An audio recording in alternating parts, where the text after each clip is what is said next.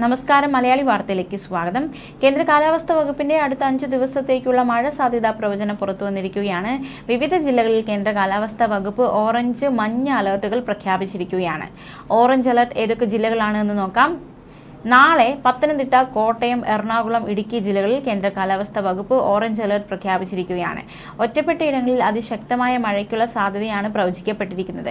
24 മണിക്കൂറിൽ 115.6 മില്ലിമീറ്റർ മുതൽ 204.4 മില്ലിമീറ്റർ വരെ മഴ കിട്ടുമെന്നാണ് അതിശക്തമായ മഴ എന്നതുകൊണ്ട് കേന്ദ്ര കാലാവസ്ഥാ വകുപ്പ് അർത്ഥമാക്കുന്നത്.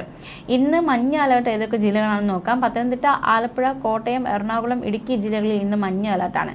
നാളെ ആലപ്പുഴ, തൃശൂർ, കോഴിക്കോട്, കണ്ണൂർ ജില്ലകളിലും മറ്റന്നാൾ ആലപ്പുഴ, ഇടുക്കി, എറണാകുളം, തൃശൂർ, മലപ്പുറം, കോഴിക്കോട് എന്നീ ജില്ലകളിലും കേന്ദ്ര കാലാവസ്ഥാ വകുപ്പ് മഞ്ഞ അലർട്ട് പ്രഖ്യാപിച്ചിരിക്കുകയാണ്. ഒറ്റപ്പെട്ട ശക്തമായ മഴയ്ക്കുള്ള സാധ്യതയാണ് പ്രവചിക്കപ്പെട്ടിരിക്കുന്നത്. 24 മണിക്കൂറിൽ 64.5 മില്ലിമീറ്റർ മുതൽ 115.5 മില്ലിമീറ്റർ വരെ മഴ കിട്ടുന്ന സാഹചര്യത്തെയാണ് ശക്തമായ മഴ എന്നതുകൊണ്ട് കേന്ദ്ര കാലാവസ്ഥാ വകുപ്പ് അർത്ഥമാക്കുന്നത്. ഇടിമിന്നലോടുകൂടിയ മഴയാണ് പ്രതീക്ഷിക്കുന്നത്. പൊതുജനങ്ങൾക്ക് പ്രത്യേക നിർദ്ദേശങ്ങൾ പുറപ്പെടുവിച്ചിട്ടുണ്ട്. വിവിധ തീരങ്ങളിൽ കടലാക്രമണം ശക്തമാകാൻ സാധ്യതയുണ്ട്. അതുകൊണ്ട് അപകട മേഖലകളിൽ താമസിക്കുന്നവർ ജാഗ്രത പാലിക്കണം. ആവശ്യമായ ഘട്ടത്തിൽ മാറി താമസിക്കണം. മത്സ്യബന്ധന ഉപാധികൾ സുരക്ഷിതമാക്കി വയ്ക്കണം. അടച്ചുറപ്പില്ലാത്ത വീടുകളിൽ താമസിക്കുന്നവരും മേൽക്കൂര ശക്തമല്ലാത്ത വീടുകളിൽ താമസിക്കുന്നവരും വരും ദിവസങ്ങളിലെ മുന്നറിയിപ്പുകളുടെ അടിസ്ഥാനത്തിൽ സുരക്ഷയെ മുൻകരുതി മാറി താമസിക്കണം. സ്വകാര്യ പൊതുവിടങ്ങളിൽ അപകടാവസ്ഥയിൽ നിൽക്കുന്ന മരങ്ങൾ, പോസ്റ്റുകൾ, ബോർഡുകൾ തുടങ്ങിയവ സുരക്ഷിതമാക്കുക. മരങ്ങൾ കോതി ഒതുക്കുക.